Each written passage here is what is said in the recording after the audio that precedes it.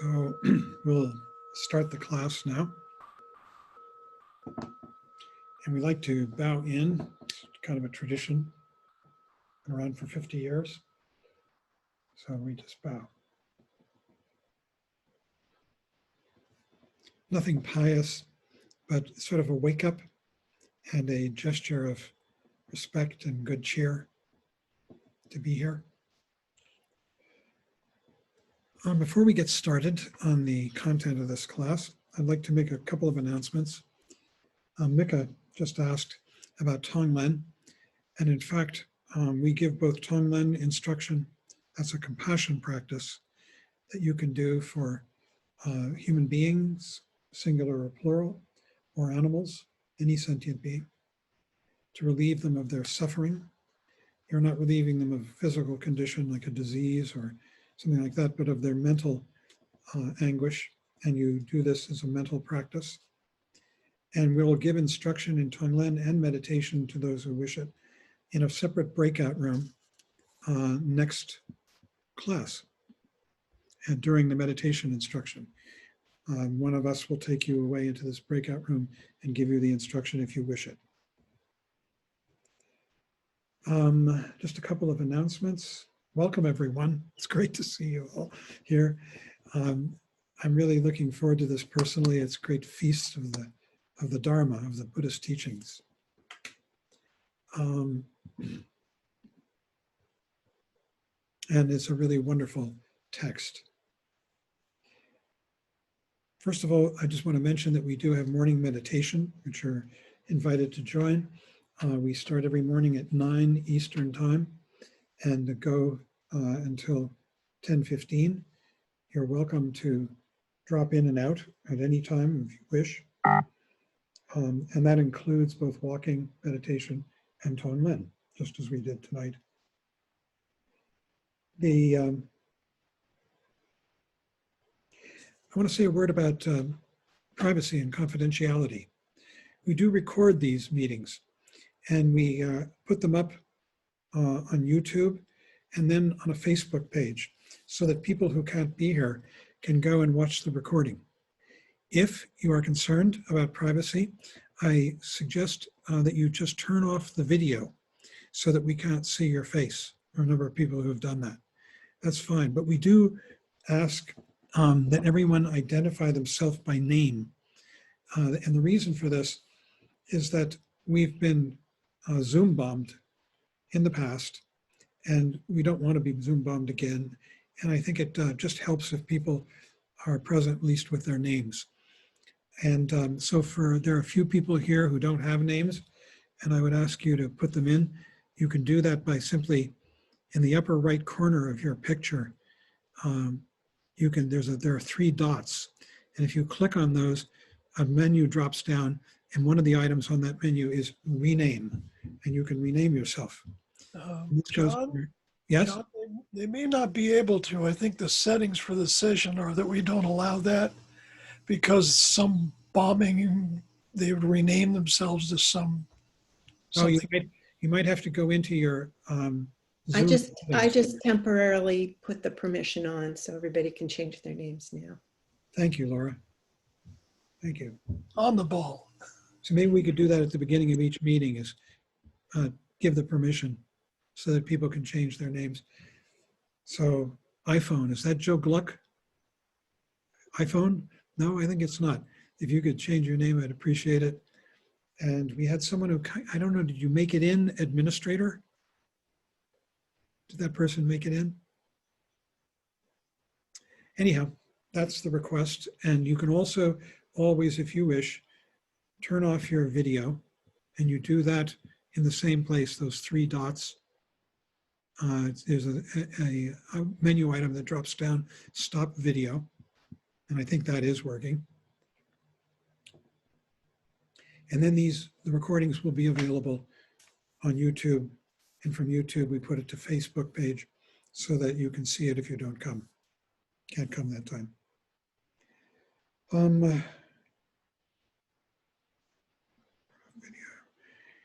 One more thing is that we are going to, I'll send out an email. We're going to have the Sadhana of Meditation. excuse me, the Sadhana of Mahamudra. A recitation of that on September 17th at 7 p.m. And that's all done on the new moon and the full moon, but we're just doing it on the full moon. And this is a very tantric text. I'll be saying a few words of explanation, and then we'll chant it together, and I think you'll find it very beautiful and powerful. Let's see, what else? Oh, I sent out an email prior to the class containing a few documents which I thought might be helpful for you in this class tonight. If you didn't get it, that means I don't have your email. If you would like to receive these kinds of communications, and I hope you would, please put your email in chat. And that way I'll have it and you'll be on the email list and you'll get it, and I'll send you the document I sent out tonight. Okay? So the format for every evening is going to be that we're going to start with Barry or Laura, who will talk about a portion of the reading, and then I will come in and we'll finish up, and then we'll have discussion. So unless there are any comments or questions at this point. Okay. If you can, it's not required, but if you can make a donation, it helps us cover expenses, and you do that by going to the Path of Awakening Buddhist Center.org. Okay. Quick question. When did you send out the materials? I sent them out this afternoon in an email. Okay, thank you. So send me your email in chat, give me your email in chat, and I'll send it to you if you haven't received it. Got it, thanks. You're welcome. Okay. Barry, would you like to take it away? You bet. I just Okay. have to. Before you do that, let me just say a few words about the provenance of what we're going to be studying here. Probably this will take a couple of years to get through all this material. What this is Trungpa Rinpoche, who was my teacher and the teacher of a number of other old dogs around here, came to this country in 1970. And he established a meditation center at the Tail of the Tiger, it was called. Now it's called Karmi Churling in Vermont, and also one here in Boulder. After a couple of years, and he had begun to have students who were learning something, he decided to institute a program which we titled Seminary. What it meant was that every year for 3 months, he would take a group of students, anywhere, I think the low might have been about 150, to as many as 250 plus, away for 3 months. And this was done typically in the fall, and typically it was done in a ski area of some kind, although there were a couple of other locations, simply because in the fall, these ski areas were empty and cheap. And we could rent a hotel and have meeting space, a big conference, a big lecture hall, and it was very inexpensive. In these seminaries, so-called, he was really repeating or recapitulating an experience that he had had in Tibet, where he and other students would travel on horseback for weeks sometimes to a location where they would set up encampments, and they would stay there for several months receiving teachings from an important teacher. And Trungpa Rinpoche did this any number of times with his own main teacher, whose name was Ch.1 of Ch.1. And he loved it and found it very powerful. And this is really a recapitulation of that. He did this over a period of 15 years, 13 times. There were 2 years that were missed. And those 13 seminaries, he gave talks throughout, and those talks were organized according to the way the Tibetan Buddhist teachings are organized. They're divided into 3 main areas. The so-called lesser or foundational vehicle, it's called the Hinayana. Yana means vehicle or cart. And Hina means lesser or foundational. the Mahayana, which means the great vehicle, and the Vajrayana, which means the adamantine or indestructible vehicle. And that's really also called the Tantrayana or the Mantrayana. And it's just the tantric teachings or Vajrayana teachings. So each seminary was divided into these three periods when he would give these three different kinds of teachings. He made the Vajrayana teachings secret. Only people who had been to seminary could look at the transcripts of the previous seminary's Vajrayana talks. But he also left in his will instructions that after some period of time, it was kind of vague, those teachings could be made public. And that time came, and a few years ago, Judy Leaf edited, or rather digested, the transcripts into these three volumes, which are called The Profound Treasury of the Ocean of Dharma.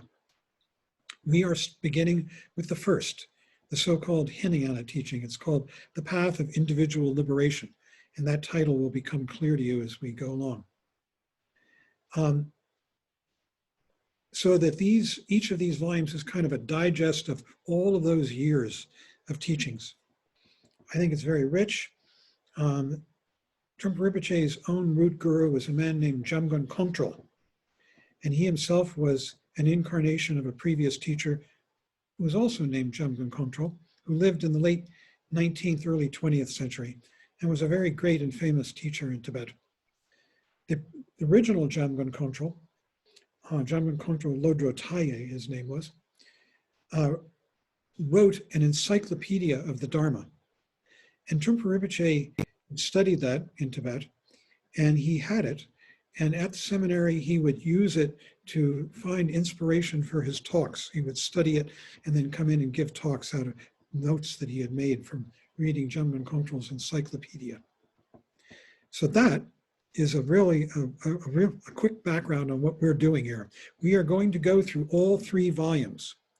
Hopefully we'll get through the Vajrayana. That's going to be a real challenge because it gets quite advanced.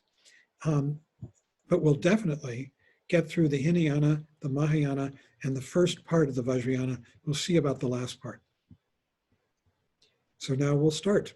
And some of you have already started with the first two chapters of the first volume. Okay. Sorry, Barry, take it away. Okay. Wow. Actually, I'm really delighted to have this opportunity to start at the beginning of the Hinayana and bring what I can to it. The Hinayana is the beginning. It's the foundation of the Buddha Dharma, the teachings of the Buddha, the place we start from on our path to enlightenment. I've heard the Buddha Dharma likened to a toolbox, which at the time struck me as simplistic, even disrespectful, but has stayed with me because there is some truth in it, that these teachings provide real-world tools, methods for progressing to something transcendent, enlightenment. In Hinayana, we begin to lay a foundation, a fundamental understanding. In the reading, he says, Hinayana is like building a castle on a rock. It takes great vision as well as great discipline and practicality. So the point here is these teachings are not lower level teachings or something to get through quickly to get to the good stuff. They are direct, pragmatic, and profound all at the same time. The Hinayana is the foundation and should be approached with great respect and care and precision.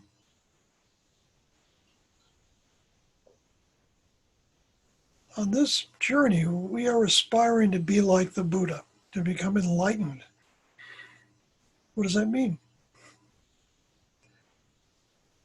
In the reading, he says, realization beyond confusion. The term Buddha means one who is awakened awaken from confusion. And what is this confusion? It is mistaking our stories about things for what is really happening. It's a kind of dream state that we inhabit without being aware of it. When we sleep, we don't know that we're dreaming unless we have lucid dreams, but very few of us do that. But in those dreams, we experience it as reality. But the fact is that we are all dreaming when our thoughts are about the past and the future. And that's where we spend most of our time.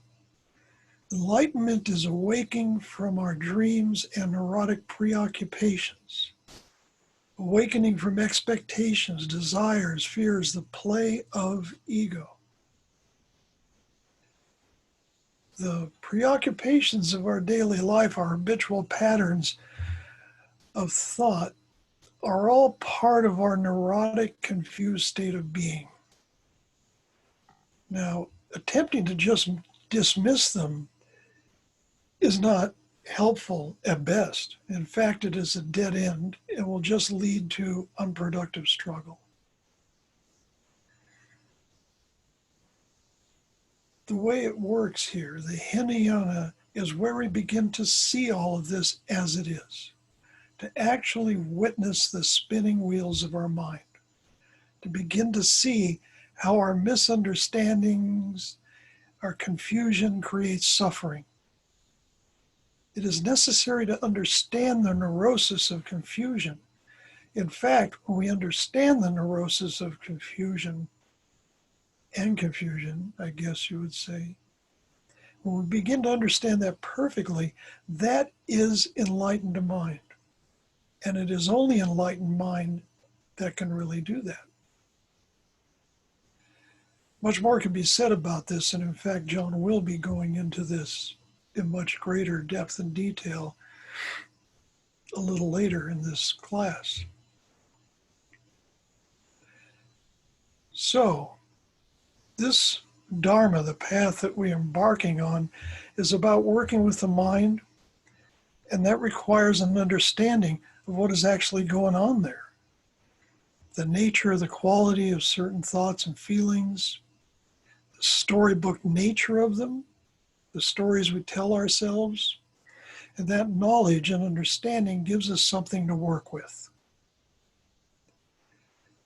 Now in the reading, he has a kind of startling statement, which is, according to the Hinayana, life is painful with an occasional spark or speck of pleasure. You see, the things that preoccupy us most of the time are not particularly pleasant. In fact, we live with a pervasive anxiety or angst. How do I make it better? What if things are not as they should be? If only he would this or that. And even when things are going well, there in the background are thoughts from the knowledge that this will change. And ultimately, we know that we're all going to die. This suffering is so pervasive in our lives that we don't really pay attention to it. And yet it propels us forward.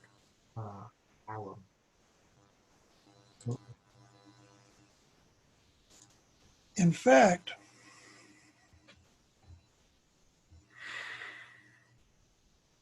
looking for answers, how to fix things or avoid things, or just distracting ourselves with entertainments or arguments.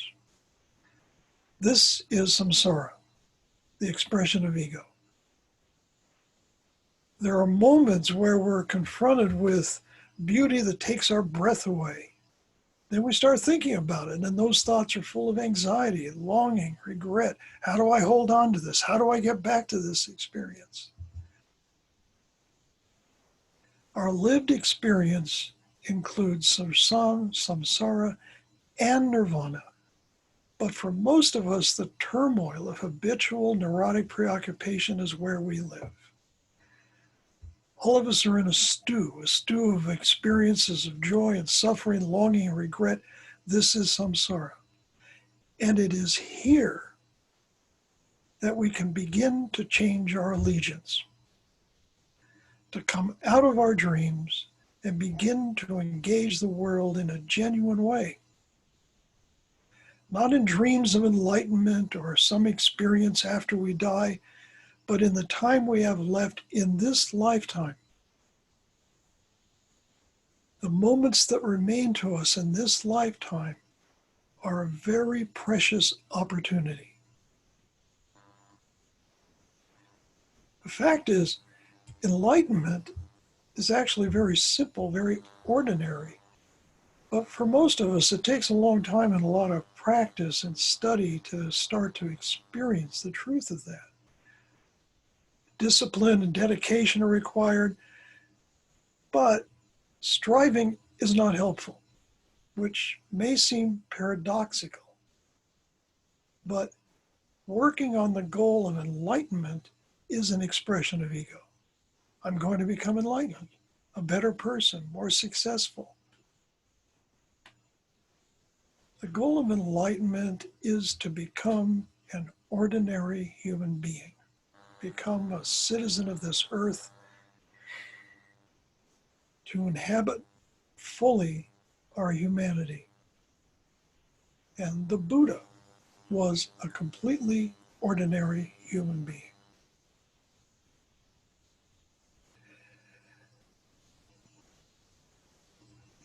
It's probably not a great idea to talk about my own experience, but I will say that from what I have experienced, I can assure you that this stuff really works if you just stick with it.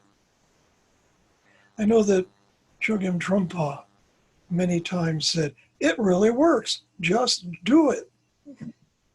Your experience will continue to change. You will have experiences of recognizing a different way of experiencing something that you had learned in the teaching a while ago. And that's what they were talking about. And vice versa.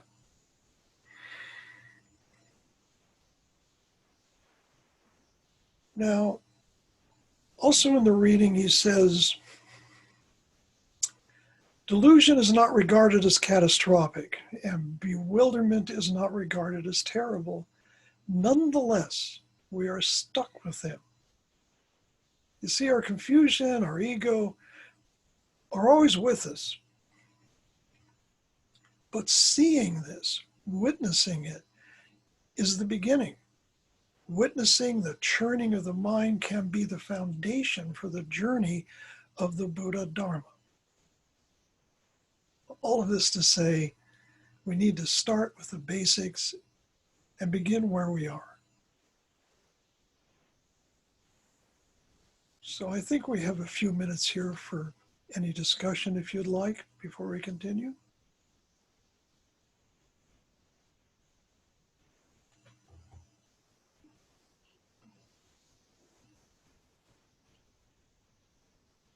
If you want to make a comment or have a question, you need to unmute yourself. Raise your hand. Okay, I just unmuted. So, Micah Feldman here. So the only thing that is a little confusing of that really interesting talk is the statement that Buddha was an ordinary being. And, you know, he's presented extraordinary. And the whole image of I don't know, you know, of all these demons shooting arrows at him that become flowers, you know, when he's sitting by the Buddha tree, you know, it's all, that's not an ordinary human being. That's somebody who has transcended temptation to such a great extent. so extraordinary. Can I address this? Barry, is that all right? Please. Um,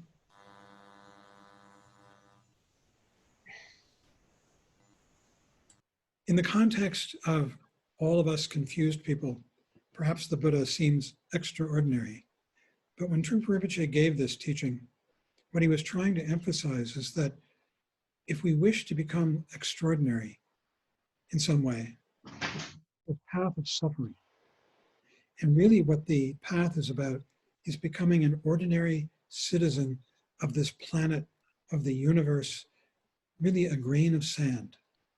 Now the Buddha did that.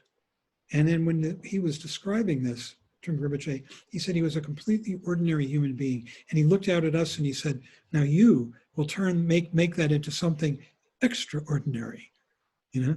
Because you see, what he's trying to do is encourage us to not live in a world of dreams of becoming some kind of superhero with extraordinary powers, but rather of beginning to love this life. One of the documents that I sent out was a poem that really related to this by, I keep coming across poems by all kinds of people. This was Walt Whitman. And he wrote a poem called, what was it called? Ode, here, I'm just going to show it, I think. Well, maybe I can't find it, but I sent it out to you. And it's an ode to immortality. And it starts out like this. There was a time when meadow, grove, and stream, the earth, and every common sight, to me did seem apparelled in celestial light, the glory and the substance of a dream. It is not now as it hath been of yore. Turn wheresoe'er I may, by night or day, the things which I have seen, I now can see no more. The rainbow comes and goes, and lovely is the rose. The moon doth with delight look round her heavens bare. Waters on a starry night are beautiful and fair. The sunshine is a glorious birth, and yet I know, where'er I go, that there hath passed away a glory from the earth. Now, what he's talking about, Walt Whitman, is the fact that as children, we see the wonder and the beauty of this world with eyes that are fresh, that are open, that are not concerned with ourselves so much, that are not, we haven't yet learned sorrow and fear. And so there are all kinds of experiences which we each remember from the beauty of our childhood. But as we grow older and we learn the ways of the world and of our own neuroses, that beauty and that vividness dims. That's what Whitman is talking about. And it's what Trungpa Rinpoche references in this first chapter when he talks about how we can begin to experience, the real beauty and the freshness of the world through our meditation practice. And the only way that happens is when we begin to give up our ideas about becoming something glorious that we aren't already, and instead opening our eyes to the beauty and the freshness of this world as it arises in the present moment. It's something we all have experienced. We can remember it from our childhoods. I remember it as playing with pollywogs and in the stream but near my house, and catching little pollywogs and playing with the skunk weed and all those things when I was about 6 or 7. And other things. There are moments when you walk down the street and the sunlight just, are you coming down the stairs and the sunlight just touches your heart and your mind opens. And that's what Whitman is talking about. And that's what Trungpa Rinpoche is talking about in this chapter. And that happens when we begin to come back into our humanness, the ordinariness, and the beauty, and begin to appreciate the beauty of this world as it arises in the present. I remember him looking out at us and he said, the Buddha was such an ordinary human being, but you all want to be extraordinary. He looked at us and he was right. I'm sorry, Micah. No, thank you. I didn't mean to interrupt you. I'm sorry, it was Wordsworth. You're right. Did I say Walt Whitman? No, it was Wordsworth. It was Wordsworth, that poem. You can get the whole poem. It's quite long, and it's got some phrases in it that have just become, engraved in the language. They're so beautiful.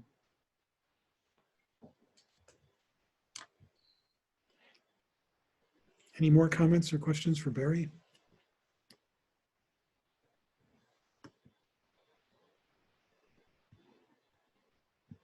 Well, if not, I'll go on into the second chapter.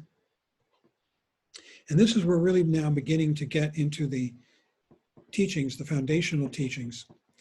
This chapter is all about the Five Skondas. And I also sent those to you in the document, their names, so that you have a reference for that. As well, again, relating to the first chapter, I sent you a thing called the Four Reminders.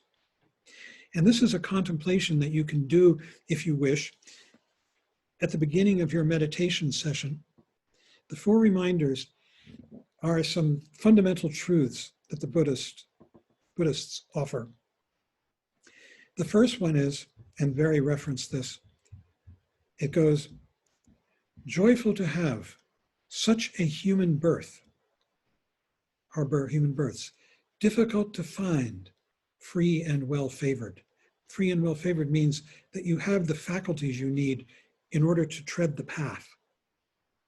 That's the first reminder. It's saying we have this enormous opportunity to wake up to this beauty, the beauty of the world that Wordsworth describes in that poem, that we've all experienced and remember from our childhoods and even from our adulthoods in moments and in flashes. It's really about waking up to the magic and the beauty of this world. The second reminder is, but death is real, comes without warning. This body will be a corpse. And this becomes more and more evident and powerful as we age. And those of us who are in our 60s and 70s, we become more and more believers that in fact we're going to die. When you're young, you know intellectually you're going to die, but it's hard to feel it in your bones. It's hard to live it as though you could die at any time. But as the older you get and the more you see death around you, your friends, your lovers,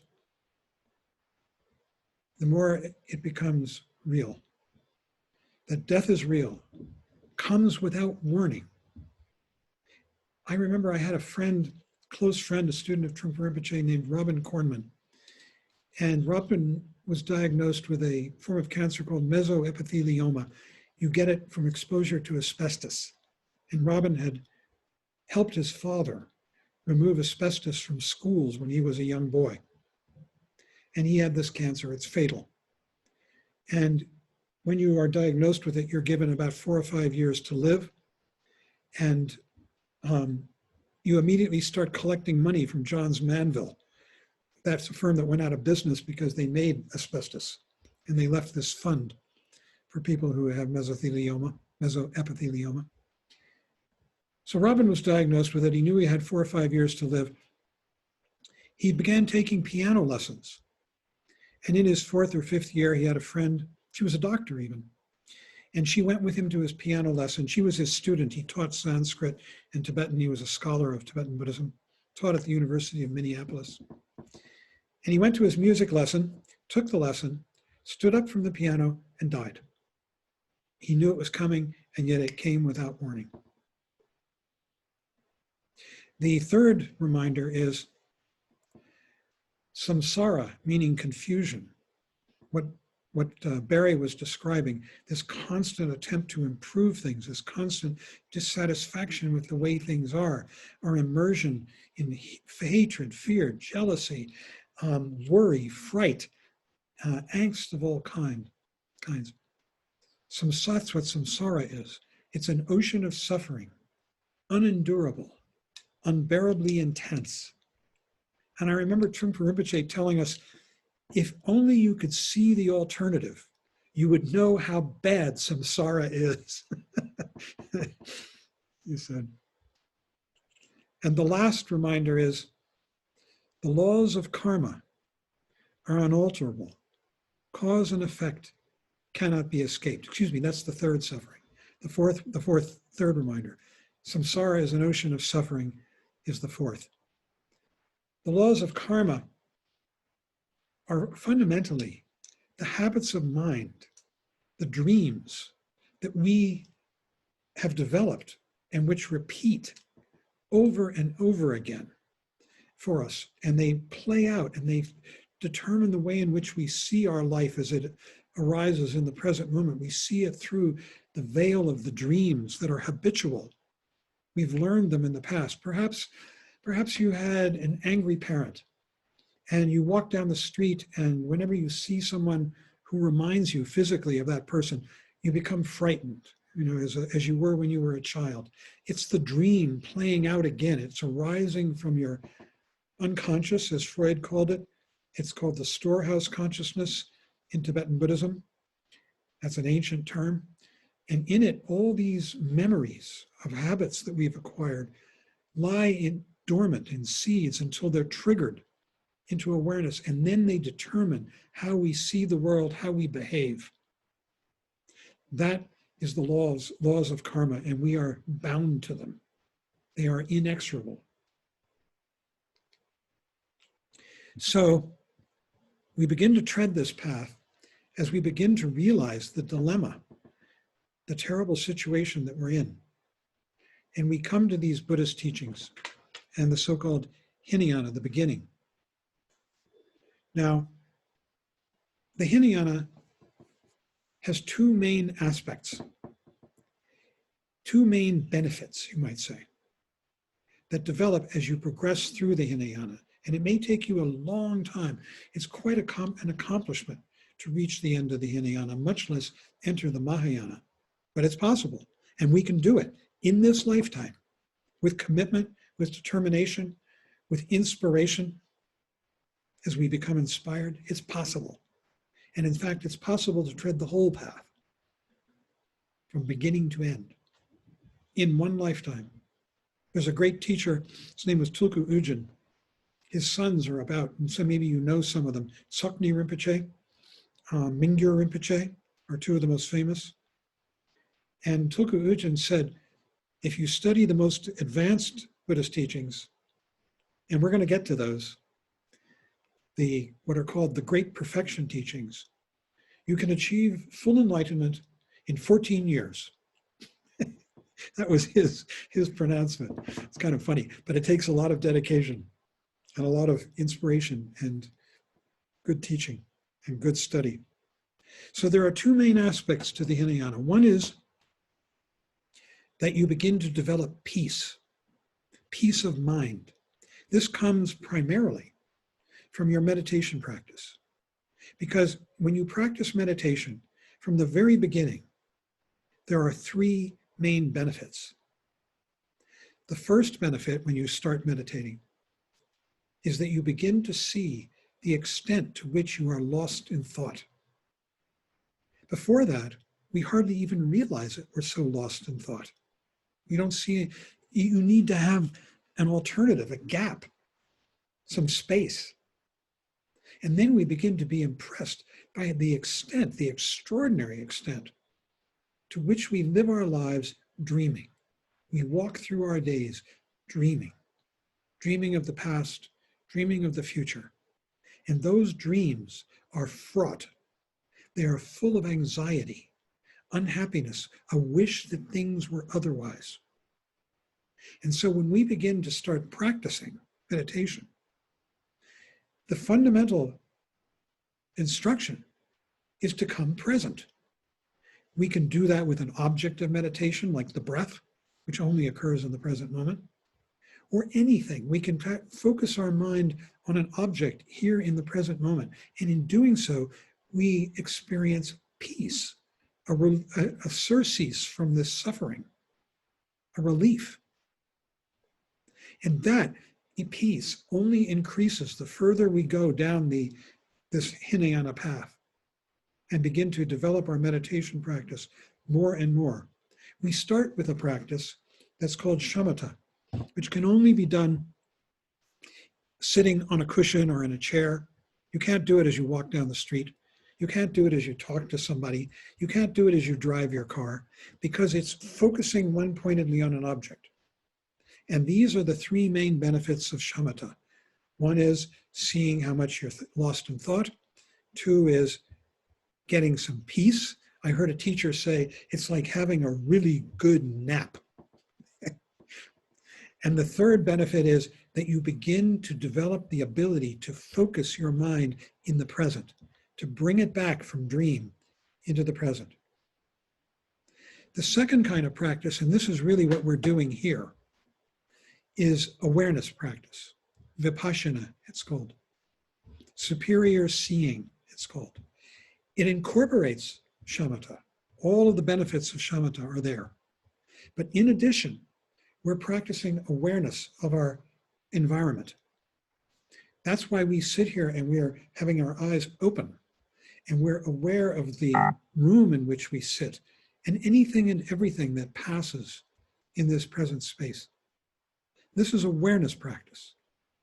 Awareness practice has the additional benefit of bringing greater understanding of who we are and what the world is. This greater understanding, the first thing that we begin to understand is a fundamental tenet of Buddhism. And that is that, as Barry mentioned, this I that we think exists is a fiction. Or as Trungpa Rinpoche once bellowed at me personally, it's a lie. It's a statement, I.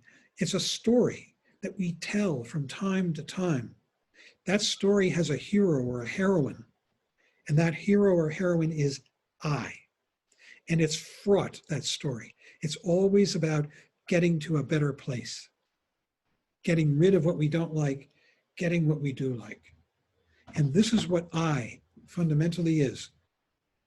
There are two ways of discovering that I does not exist.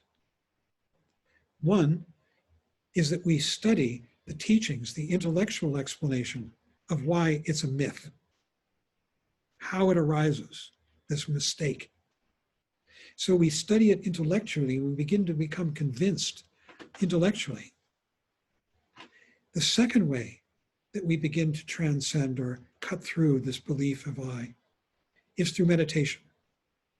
Because every time each one of us comes present, completely present in this present moment, I evaporates. There's no room for it in the present moment. It only exists in reflection about the past and the future. So every time you come awake, present for your experience as it evolves now, I is gone. This belief in what Trungpa Rinpoche called ego evaporates. Tonight, I want to introduce you to the intellectual explanation. The intellectual side. You've already been doing the meditation practice, and the more we do it, the more we come present, especially in our daily lives. That's why awareness practice is so good. The more that as you're walking down the street, you're dreaming, and then you realize you're dreaming, you see the dream, and you just wake up. Maybe you were going to Starbucks, and you were so lost in an anxious dream, you just walked right by it. And then suddenly a horn goes off from the street and knocks you out of your dream, wakes you up, and you realize, oh, I just walked by Starbucks. You're awake again, and you come back and you go to get your coffee or whatever. So again and again in our meditation practice, we are waking up, coming back from the dreams, experiencing egolessness as we come back into the present. Now, the intellectual explanation for how this arises is described as the Five Skondas. And that's in the document that I sent to you too, the list of the 5 Skondas. I'm just going to go through them briefly in the time that we have remaining here. It's 8:20, we have a little bit more time. The first skanda is called form. And really what it is this. In the absence of ego, there is this space that we inhabit. There's no I that inhabits it, it's just this space. And in this space, appearances, they call them, or the 6 knowables, they call them, are arising and passing away in the present moment. The 6 knowables are the objects of sight, sound, smell, taste, touch, and mental objects. So they are sights, sounds, tastes, physical sensations, smells, and thoughts and dreams. And all of these are arising and passing away in this space of the present moment, like flashes. We think that things actually exist and have an ongoing existence, but that's just ego's idea. In truth, the only thing that is real is this present moment, and in it, everything is arising and passing away, as they say in the scriptures, the teachings, like images in a mirror, like reflections on water, like mirages in the desert. They appear and they disappear. You turn your head, now I'm looking at a door, now I'm looking at the snow falling out the window. The visual objects change moment by moment, as do the sounds, these words. Now I tell you, feel your bottom on the seat, and suddenly your attention shifts, and there's that physical sensation of your bottom on the seat. All of this is arising and passing away, a constant presentation in the present moment. This is reality. This is called the Dharmakaya. It's called the Dharma Dhatu. Dharma Dhatu means the space of reality. Dhatu means space. Dharmas are all of these things that are arising and passing away in the space. They say that this space is a womb and it's a charnel ground. A charnel ground is like a graveyard. It was in India. It's where they threw bodies out to be eaten by animals, because the people who were the possessors of those bodies were too poor to arrange for a cremation. And so they would just take the bodies out and dump them in a charnel ground. This space is the womb in which everything arises, and it's the charnel ground into which everything disappears. Continually, now, only now. Suddenly though, magically, in the midst of all this space, with things arising and passing away, one thing emerges as a figure, and everything else recedes and becomes the ground. It's like right now you're listening to my voice, if your mind isn't wandering, and I'm the figure, and everything else is the ground. It recedes and is of lesser importance because you want to learn something. So you're listening to the words. I wants to learn. And so we focus on that figure. It could be a person suddenly emerges from the ground, and we see that person, and everything else recedes into relative unimportance. That figure seems to have an existence, and what's behind it is of lesser existence, less importance.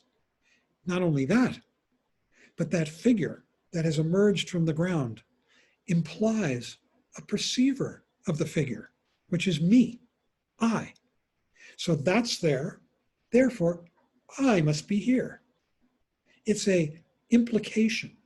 If that's there, I, the seer, is here, seeing it. And we now have duality.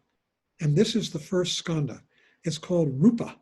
It's called form, because suddenly out of this constant flexing, a form exists and appears. This is also called in the scriptures error. The word in Tibetan is trungpa. It's the fundamental error from which all suffering arises, confusion arises from this fundamental mistake. So what happens is that If that's there, therefore I am here. And there's this movement from that to this.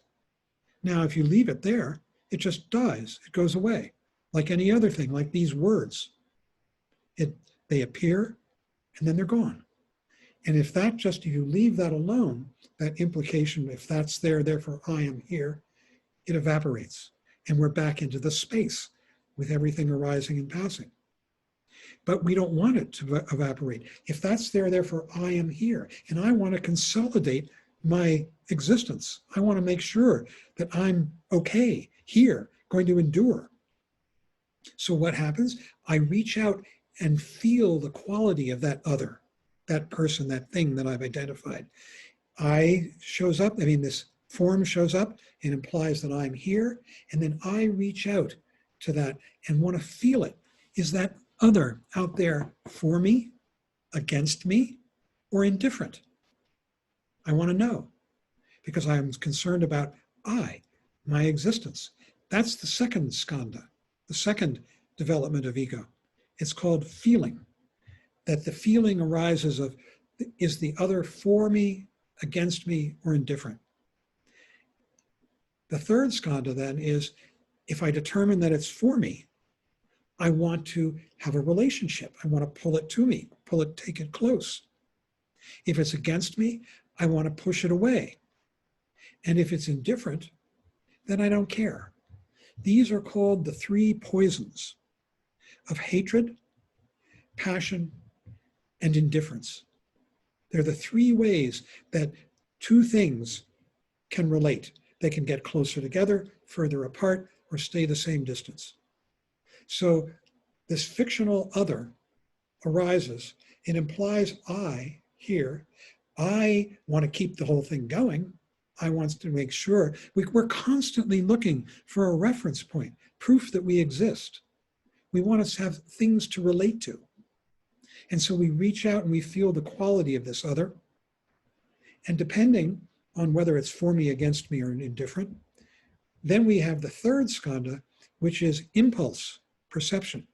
And we push it away, we pull it towards us, or we stay the same distance. That's the third development. Infants, babies, are born at the level of the third skanda. They're constantly reacting to what appears in their field of perception, positively, negatively, or indifferently. And they don't have any words to describe it yet. A baby. A baby, it tastes the milk, it wants to suck. It feels discomfort, it cries.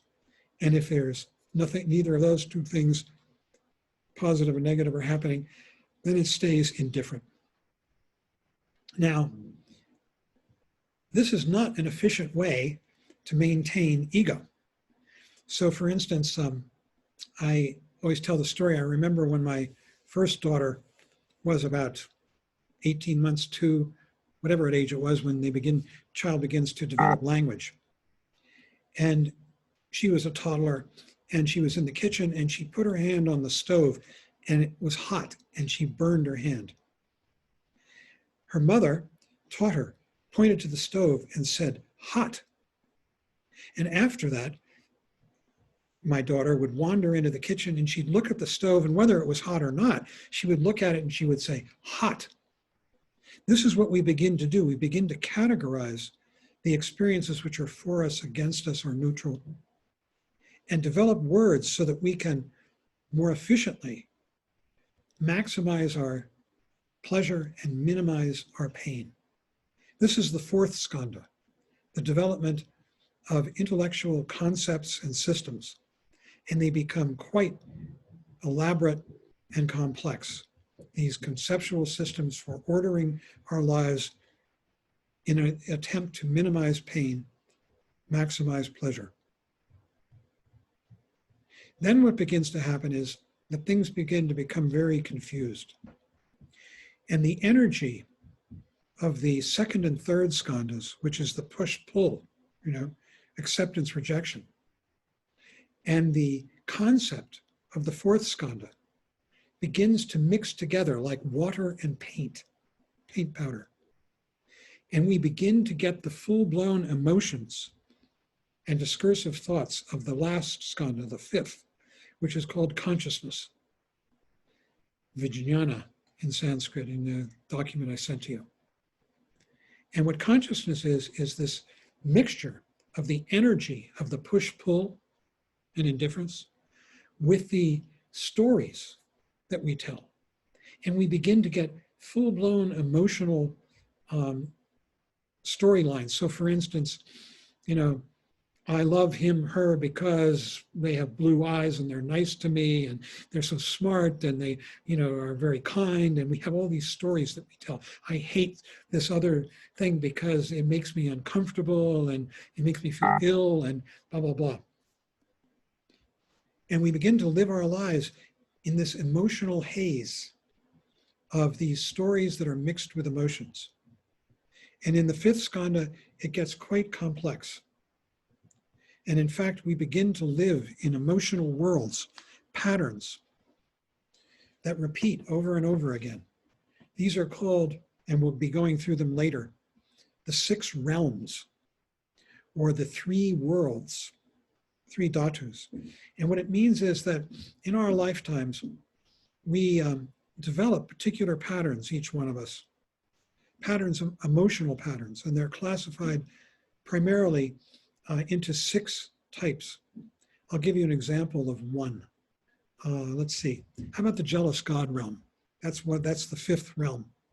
The jealous God realm is a world that people inhabit, and they repetitively have a very characteristic emotion, which is jealousy. And typically, a jealous God is a person who sees heaven. Other people have it. I don't, but I want it. And I'm going to set out to cross the wall and get into heaven and enjoy what those gods have up in heaven, which is all this beauty and food and wealth and youth and then physical health. And I want that, and I'm going to fight to get it. Typically, I've always thought, I used to know an awful lot of people working down on Wall Street, the street, and there were a lot of people who were really jealous gods. They wanted the billions. That's what they saw as being heaven. They wanted the wealth, and they were warring, and they were ruthless. And I remember, I'm a coach sometimes, and I had clients who worked in those areas, and some people, it was toxic, just toxic. The ruthlessness and the illegalities that go on, and the lack of morality, the cruelty of jealous gods as they pursue whatever their version of heaven is, can be quite profound. And they live in a world of jealousy. In a world of jealousy, you are constantly seeing what you want and don't have. And you look at all the people around you, and it tends, if a person is a really powerful, jealous God and really committed to it, that they tend to see the people around them as either soldiers in their army or as nobody. They barely even notice them, or as enemies, the people who've got what they want. That's one version, but there are 6 versions that we'll go through later, and some more actually, of what happens at the level of the 5th skanda, the realm of consciousness, and these different emotional portraits. There's the human realm, which is much nicer. There are the animal realm, the realm of the hungry ghosts. Those are people who are constantly hungry and feeling deprived. And the hell realm, which is the realm of people who are utterly freaked out. And the realm of gods, people who think they've got it made and who live in a realm of bliss and pleasure. So we'll go through this. But right now, we're just looking at this basic structure of the 5 skandhas, of how confusion develops from this fundamental error of separating out the figure from the ground, of seeing something as though it exists, which implies then the existence of a perceiver here. Back in the 60s, when everybody was 60s, 70s, many of you are too young to remember, but there were things that people were experimenting with things called sensory deprivation tanks.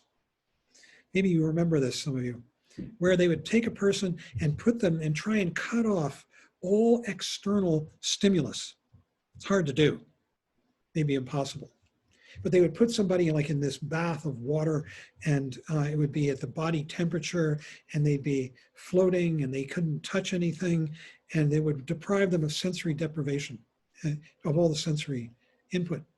And what happens is that when you begin to do that, the sense of self begins to dissolve, because we constantly need other to prove that we're here. Someone once asked Trungpa Rinpoche, I've never forgotten this one, what is the purpose of fear? And his response was, to prove that I exist. Because when you're afraid of something, you're here. It's just one way. So I think we'll stop here. It's 8:37 in New York. And we can have question and answer. You'll be studying this and dealing with this, a lot of these concepts for a long time. This is the introduction. Comments, questions, arguments, anything you like. Stephen has his hand raised, I think. Okay, Stephen, unmute yourself. And Hi. This is actually going in a little back to chapter 1.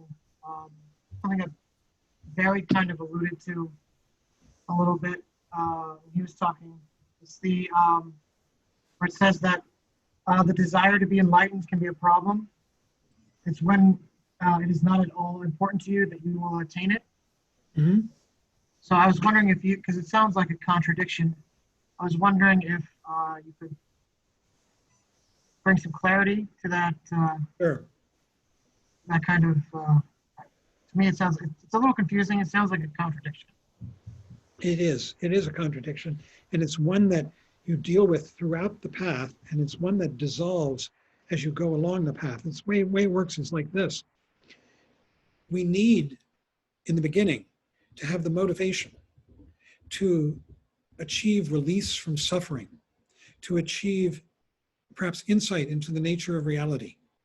And especially as we come to this path, that's ego.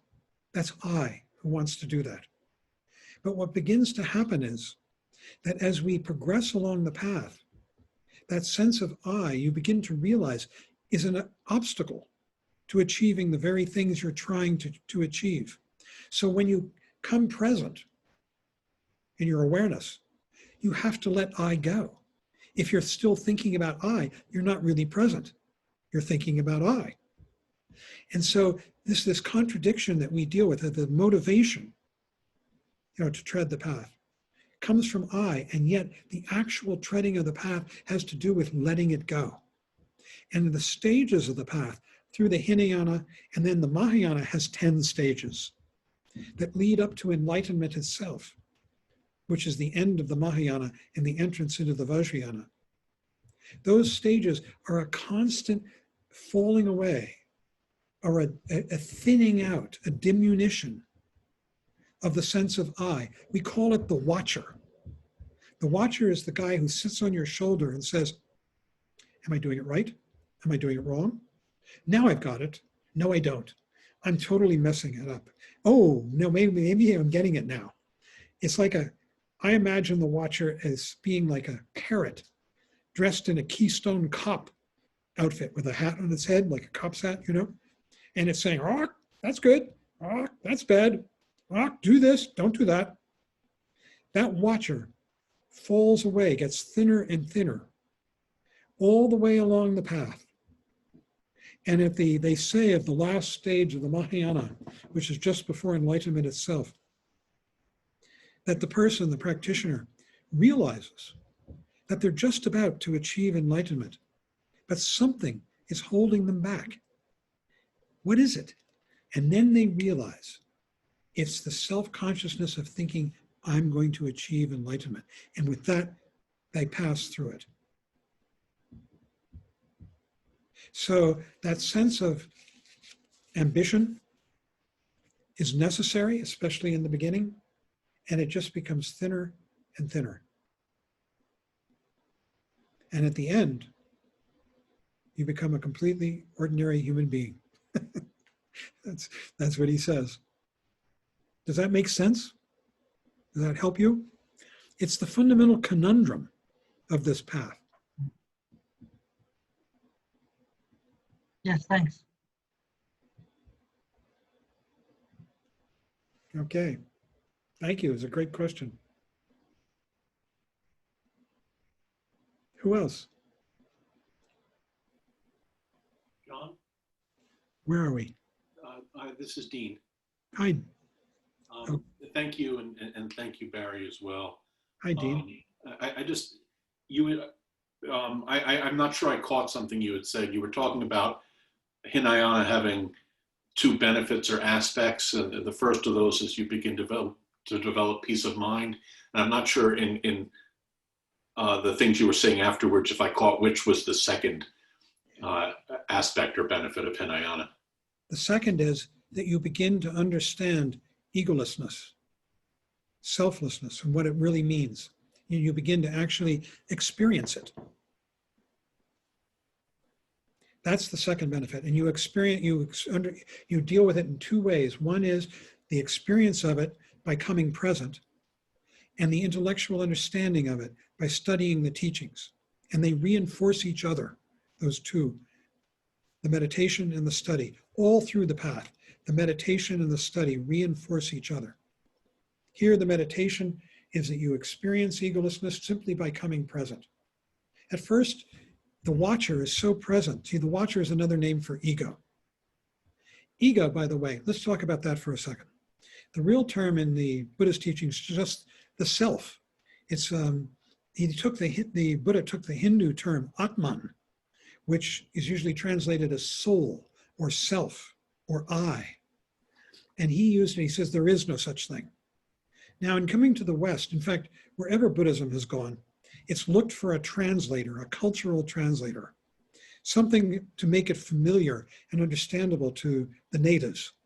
When Buddhism went to China, it found Taoism, and it used the language of Taoism to translate itself into the Chinese culture. When Buddhism came to America, Trungpa Rinpoche felt Western psychology was the best translator. And so he adopted a lot of terms like ego. You know, it's a Freudian term. Ego just means I in Latin. And so we're talking about egolessness. It's ironic, if you ever have a copy of the Oxford English Dictionary, which is an etymological dictionary, it shows the origins of words, and you look up the word egolessness, you'll see it's attributed to Trungpa Rinpoche. He coined it, coming from the Sanskrit. Does that help? Yes, thank you. Yeah, we carry around this sense of I like a watcher. Rinpoche used to call it the hitchhiker. That's a good one, because it's just there along for the ride. It's unnecessary, this commentator that we carry on our shoulder, the watcher, ego. It's a secondary comment, always. We're the ones living it, but the I is this constant judge. That's good, that's bad, do this, don't do that. I think we have a question from Elaine. How do you say your name? Eileen. Eileen. Okay. Hi, John. Thank you so much. I have been working on this for so long and struggling.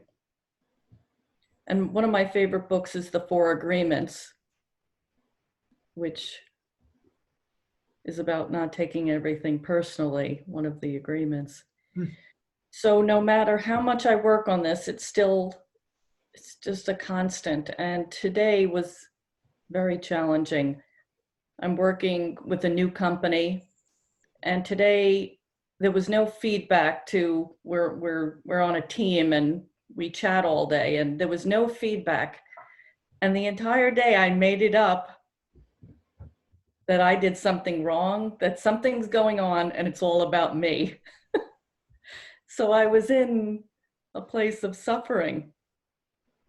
And then I got out my book and I read it, and I got reminded, and I said, you know what? This could have nothing to do with me. Absolutely nothing to do with me. But I can't tell you how many hours I suffered today saying, all of this is about me. And so, do you have any advice to diminish the amount of time that we spend in this place making up stories that it's about us? That's my question. Two pieces of advice. Practice meditation, study. I have been meditating for 30 years, twice a day for 30 years. Wow, I almost never miss a meditation. that's And terrific. I am still stuck in this. And I invite, It grabs me, Mhm. and it takes a while for me to let go. I invite everybody here, if you wish to discuss your meditation practice with Barry or with me, we'll do it, and you can make an appointment. But the main thing is this, that right now, you can come completely present, just right here, clear, awake, here in the moment. Again and again, you're doing it right now as you listen to these words. It's effortless. You can't shut off that fundamental awareness. It's always there. It just gets clouded by thoughts. And those thoughts are always, usually, about self-doubt. And you let them go, and then there's this awareness again. This awareness of the present moment. It's a matter of, as Trungpa Rinpoche told us, shifting your allegiance from thought with all of its anxieties to awareness in this present moment. Again and again. It's done on the cushion, but it's even better done once you begin to get the message in daily life. That's the most powerful place to practice your awareness. When you're talking with someone, when you're walking down the street, when you're in the situation that you were in this afternoon, you see the thoughts, you let them go, and you deal with the situation in the way that it requires, which will be obvious. I will have an answer tomorrow at 9. Can I make a comment? Please, Laura. Yeah, so when I'm taking things very personally, which wham, happens so quick, you know, what's in the present moment is the grabbing. I mean, how does that feel in your body? Like you could become curious about what is in the present moment. You know, what is it like to be taking it personally? How does that register? How is that? How are you experiencing that? Getting curious about what is in the present moment, that present moment of having done something wrong. What does that feel like?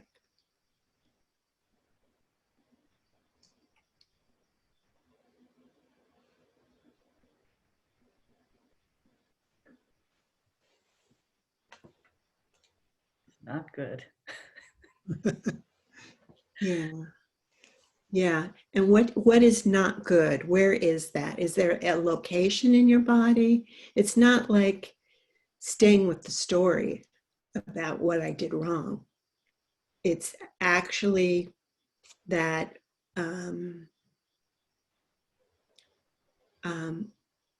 what is the energy like of that?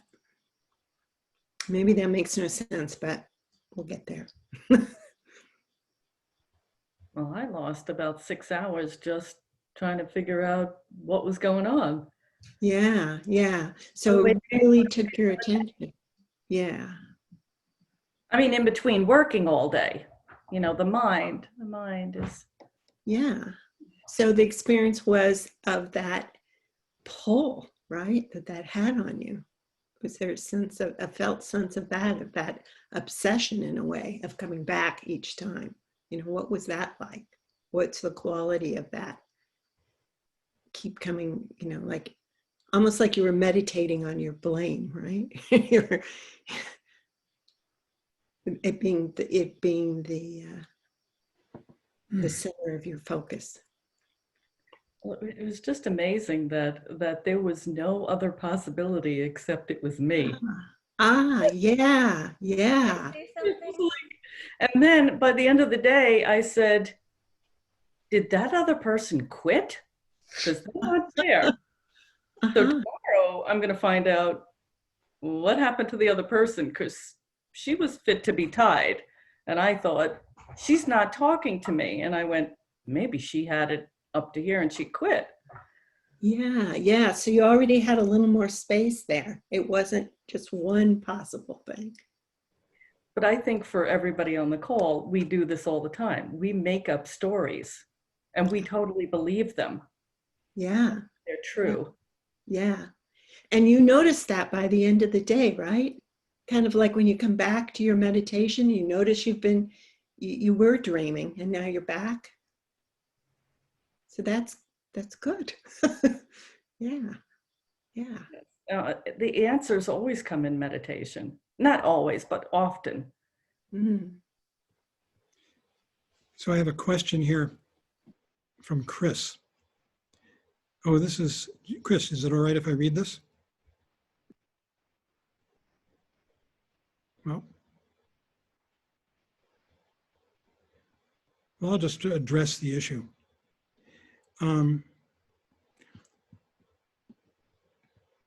In coming back into meditation, present in the moment, that doesn't mean that you give up your common sense. Rinpoche used to call it transcendental common sense. You know what to do in this situation, but you can also see where your fears are coloring the situation, your hopes and your fears. And if you let those go and simply see the situation more accurately as you go along, your response will be more effective, more peaceful perhaps, but certainly more effective. So we all know that regardless of what we hope or fear, we have to pay the rent.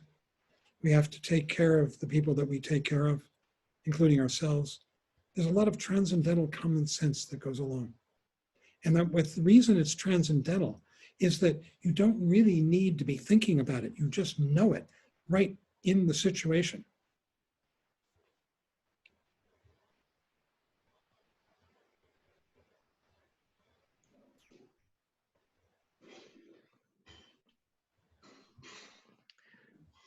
Anybody else? This is Eugene. I have a question. So you mentioned how sort of at the basis of ego is this illusion, almost like a mistake of perception of separateness and then struggle. So how did we get here? Why did, if we were this all-encompassing consciousness, why did we pick such a hard path, sort of like a mistake as a premise of our individuality, and then spend our whole existence trying to figure it out or return back? That's the question. You know, is that what you're asking is, why did this happen? You know, why did this error take place? Why does it take place? It takes place all the time. It's not like, on the one hand, it took place long in the past and it's been developing ever since. On the other hand, it takes place every instant.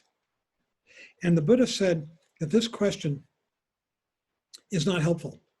But then that's not just a blowaway, because really what it means is this, that what's helpful is to see how it works, how the mistake works, and how it builds. And when you begin to see that, then you begin to achieve some kind of freedom from it. So you study it, you watch it in your mind, and you do that with meditation practice. And as you begin to do that, you begin also to experience the what you might call the obverse, which is this open field of awareness in which everything is arising and passing away in the moment. There's a continuity in the change, and yet the change does not stop. So for instance, your perception of me or of other people here comes and goes as your attention shifts, and yet there's a continuity in it as well. And we begin to appreciate that more and more and begin to live that instead of living in the world of dreams. The world of dreams are the world of things which are set in concrete and aren't really changing. Is continuity also an illusion?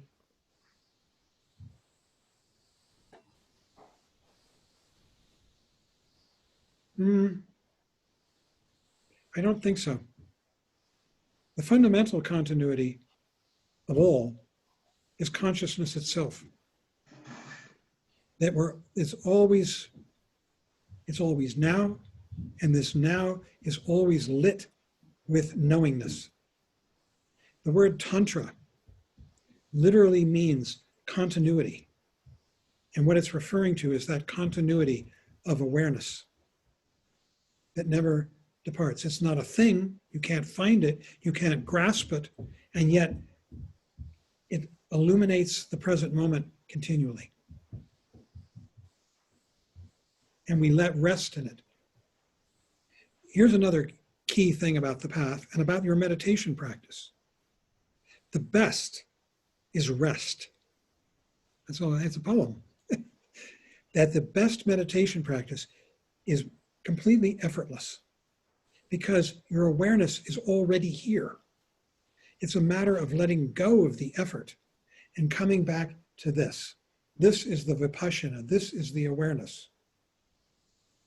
We let go of doubt. We let go of effort. Effort is always connected to doubt, self-doubt.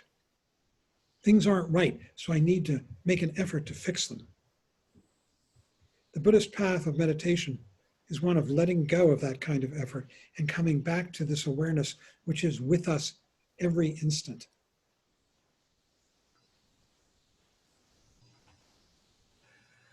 It's such a conundrum, which is what you said before.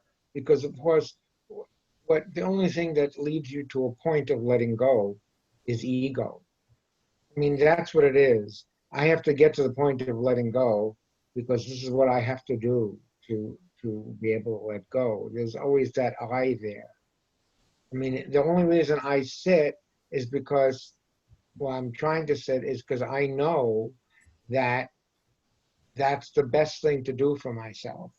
That's the way of letting go is by sitting. But if I'm the one that's sitting and it's my ego that's pushing me to sit, my awareness of myself and where I have to go. So it's like you have to let go of the very thing that's bringing you to the point where you might be able to let go of something. There's more than that too, though. That's true, Mika. It's exactly what you said is right. But at some point you begin to recognize the effortless awareness. Like right now, you don't have to make an effort to hear these words, to see this image. You know, it's happening effortlessly for you. And that effortlessness is something that you can come back to. The more you recognize that effortless awareness, you come back again and again to this. And it's a constant letting go of effort, of I. And then the awareness is here.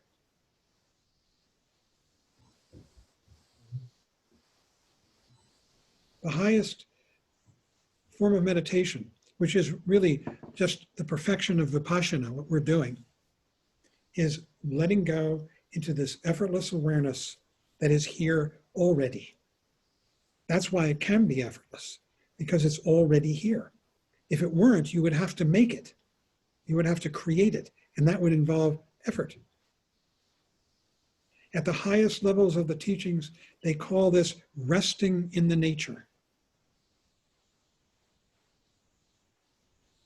And it's what we really can do. We can do this all the time. We come back. You're here. You're awake. We're thinking, thinking, thinking. Suddenly we realize, I'm thinking. Here I am again.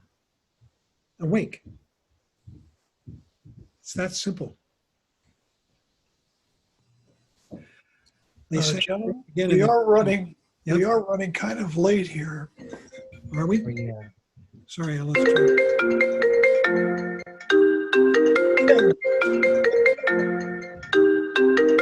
Yeah.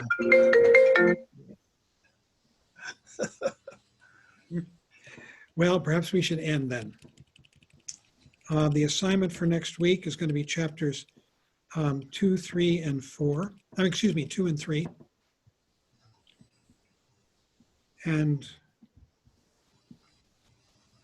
We read chapter 2, John. We I'm read sorry, 1. chapters 3 and 4. 3 and 4. Yeah, I was distracted by having lost the picture here. Chapters 3 and 4. And let me see if there's anything else I wanted to tell you. Mentioned morning meditation. And if you come a little early and you want meditation instruction, come a little early and let us know. And when meditation starts, we'll take you into a breakout room and give you either whichever you need, meditation instruction or Tonglen. So let's close with the dedication of merit. What this is, for those of you who are unfamiliar, is that we are giving the benefit earned through this evening's practice to ourselves, but also to all sentient beings. And that very act of generosity is a great, reducer of ego, which is a wonderful thing. So here I'll find, I hope I'll find them.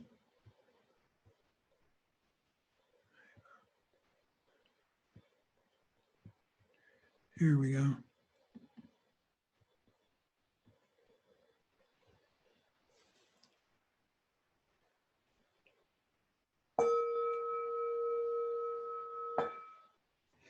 By this merit, may all obtain omniscience.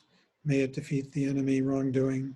From the stormy waves of birth, old age, sickness, and death, from the ocean of samsara, may I free all beings.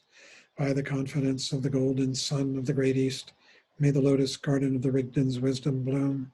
May the dark ignorance of sentient beings be dispelled. May all beings enjoy profound, brilliant glory.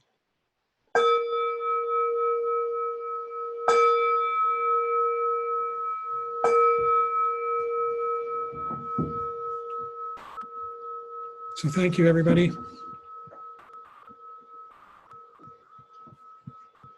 And Thank again, you so much. if you'd like Thank to you, John. Thank Thanks, John. Thank you, Barry. Thanks, John, Barry. Thank you, John.